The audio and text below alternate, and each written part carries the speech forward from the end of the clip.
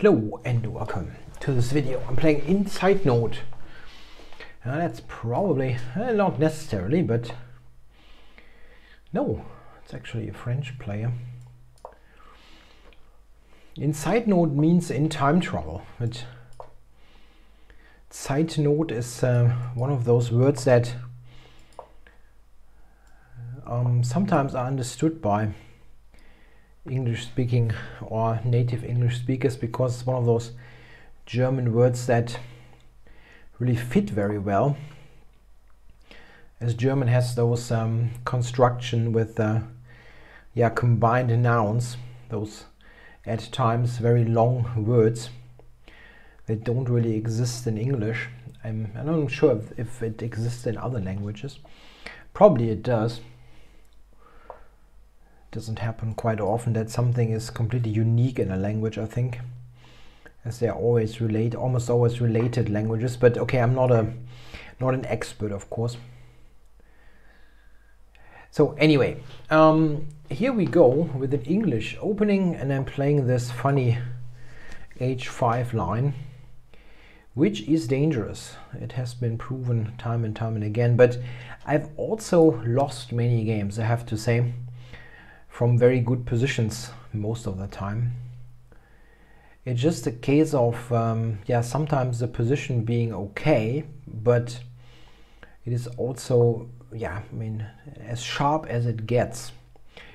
So b4 by white. Yeah, I don't know, do I want to take on g3 here or not? It's tough to say, huh? It could open up the f file. Yeah? He will very likely take with the pawn. Very likely.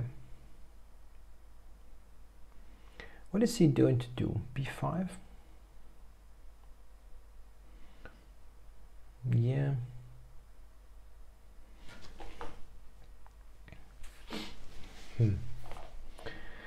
Wow. Yeah, it's just very difficult.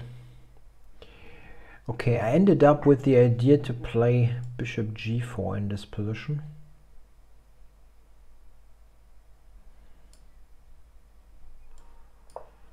Let's do it. b5. Oh, my idea actually doesn't work at all. Okay. I wanted to go b5, knight takes d4, which doesn't work at all. c5. Okay. That is actually quite logical. It tries to make my bishop on a7 look bad. Quite successfully, actually. So, what are we going to do? Knight e7. Wow. What a difficult position. Taking on c5 doesn't make much sense.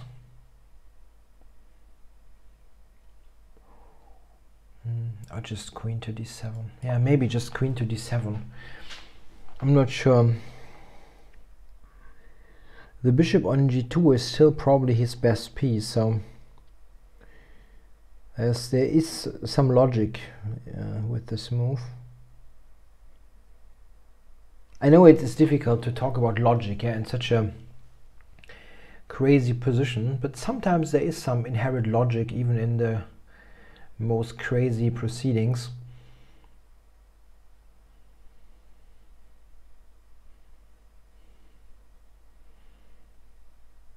Yeah, don't see something great for white. So what's he doing? b5, yeah, wants to go b5. Okay, but that makes no. I can do it. I can do it. If he takes, queen takes, I'm threatening mate first, so knight c7 is not a problem.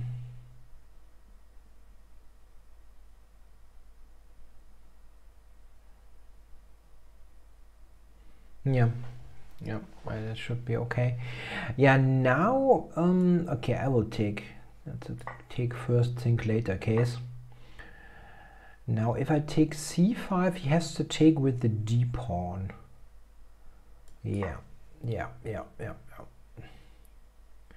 And then castling long is strong, because after e4 I can take on b4. That's, or not, I thought.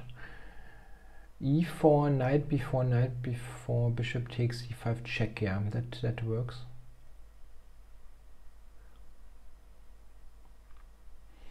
It must work. Yeah, it works. So e4 does not is not playable, but what else? He doesn't have an alternative, I think. That helps. I mean, like knight c3, I can also take on b4.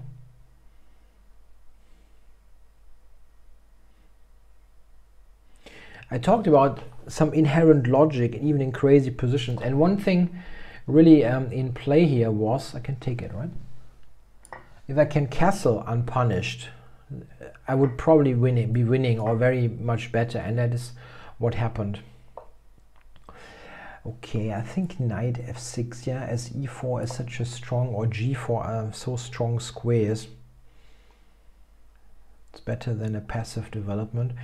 One thing that is really the case, my a7 bishop does not do anything, so I have to still activate this piece. Yeah, he cannot take rook d1, and now that's it. The knight covers f6, and he cannot ever attack the knight. There's just no square. There's just no piece that can attack the knight. Okay, yeah, it's always super tough. Yeah, these positions are so sharp. I believe that this is something that the engine will probably, if you analyze it in some depth, show that black is better. Yeah, I mean, you already see at this very low depth that the engine gives black an advantage. I checked this once, but I never like analyzed it in depth. I checked it for white and concluded that you cannot castle, really, objectively speaking. But okay, it's so yeah, crazy that like anything can happen in a blitz game. Important is that you actually have to take on g5 here. You cannot go h4, as after knight d5 this is not that great. This is something that I checked at some point. I'm not sure if it was taking in knight d5 or knight d5 immediately. Yeah, somehow h4 wasn't great. The engine here shows f4, but yeah, again, this is a good move. I remember that this is good. I got h4, and I mean, it's kind of believable that white is in trouble. Yeah, the white's king position also makes a weird impression. So I should not take on g3. Okay, bishop g4 is strong. One interesting point here is I'm threatening h3. That's a very strong threat.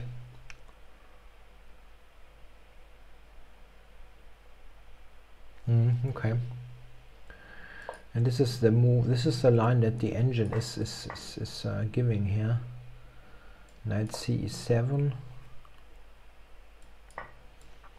Yeah. Yeah, that looks very dangerous, of course. And black wins. That's a tough assumption. -2. Okay.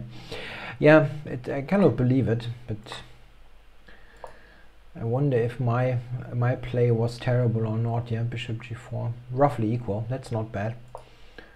So c5 is disliked, even though it makes a lot of sense in some way. Yeah? It makes the bishop look bad, but it's one of those moves. It's good strategically, but it has to work.